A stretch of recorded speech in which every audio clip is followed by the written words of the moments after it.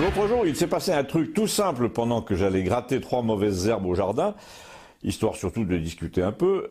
C'est qu'à 3 ou 4 heures de l'après-midi, une énorme lune, un peu noyée dans le bleu, est apparue derrière la falaise, ce qui permet de faire 2 observations importantes. La première paraît banale, mais quand vous y réfléchissez, elle est essentielle, c'est que les gens sur la Terre se divisent en 2 catégories.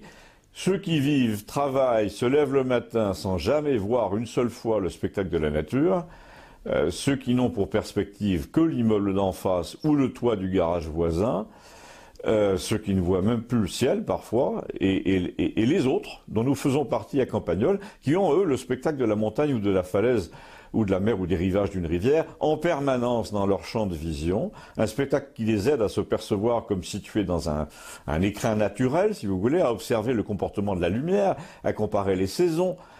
En somme, l'humanité se divise entre les fourmis et les autres, ceux qui ont le nez sur leurs problèmes et ceux qui voient, qui regardent passer les nuages.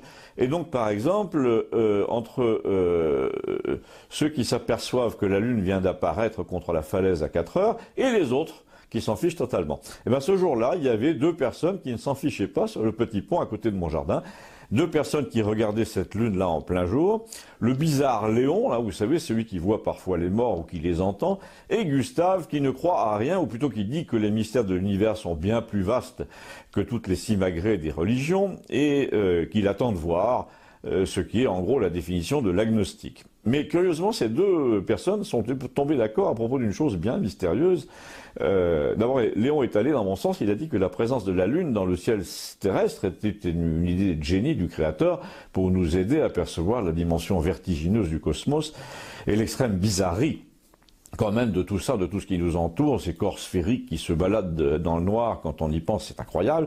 Et là, il a fait honte à Gustave en lui demandant combien il y avait de soleils dans la Voie lactée, qui, comme chacun le savait, tu le savais Gustave, n'est-ce pas, est notre galaxie. Alors, combien de soleils, donc de systèmes planétaires possibles? Entre 150 et 300 milliards, lui a-t-il dit, dans la seule Voie lactée. Et combien y a-t-il de Voies lactées dans l'univers, c'est-à-dire de galaxies? Environ 2000 milliards selon les derniers chiffres. Moi, a dit Gustave, j'ai pas envie de savoir ça, je me contente très bien de la Lune, c'est à portée de moi, c'est la porte à côté, la preuve, et puis elle bouge pas très vite, on peut pas dire, on a le temps de regarder. Oui, oui, a dit Léon, parce que je ne sais pas si tu sais qu'en ce moment, nous sommes en train de nous déplacer autour du Soleil à 100 000 km/h, et que le Soleil se déplace dans la galaxie à 800 000 km/h, et que la galaxie se déplace elle-même à 400 000 km/h vers les autres galaxies voisines, qu'elles toucheront peut-être dans 4 milliards d'années. Alors Gustave a dit, évidemment, ça laisse le temps de voir, et il a ajouté, le plus curieux avec toutes ces vitesses accumulées, c'est qu'il n'y a pas un pet de vent aujourd'hui. On entendait juste le bruit du ruisseau, le moteur lointain d'une tronçonneuse, et c'est là que Gustave, notre complotiste bien informé, nous a fait son numéro. Il est revenu à la Lune et il a dit, en tout cas en ce moment, on peut dire que ça galope dur pour aller planter des piquets sur la Lune. Les Russes, les Américains, les Chinois, même les Indiens, tout le monde veut son jardin sur la Lune, et il ne va pas me dire que c'est pour aller voir le paysage. Ah bon, je lui ai demandé, et c'est pourquoi alors? Pour amuser le peuple, on dit que c'est pour faire du peuplement en cas de pépin sur la Terre, ou pour envoyer plus facilement des missions sur Mars, parce qu'il paraît qu'on peut fabriquer du carburant en prenant l'eau sur place. Alors je lui ai dit, mais c'est pourquoi selon toi? Réfléchis, m'a-t-il dit, les missions sur la Lune se sont arrêtées il y a 30 ans parce qu'elles coûtaient trop cher. Et là, je dis donc si ça reprend, c'est que ça coûte moins cher? Bien mieux que ça, il m'a dit, ça va rapporter du pognon.